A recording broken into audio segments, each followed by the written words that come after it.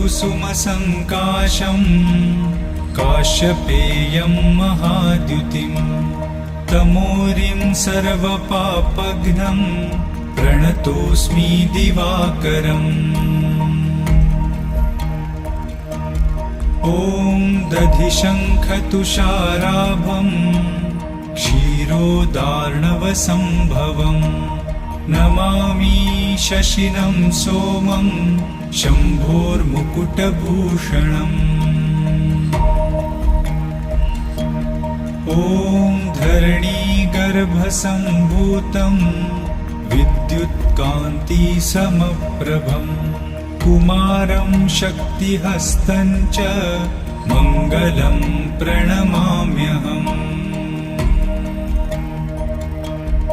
ॐ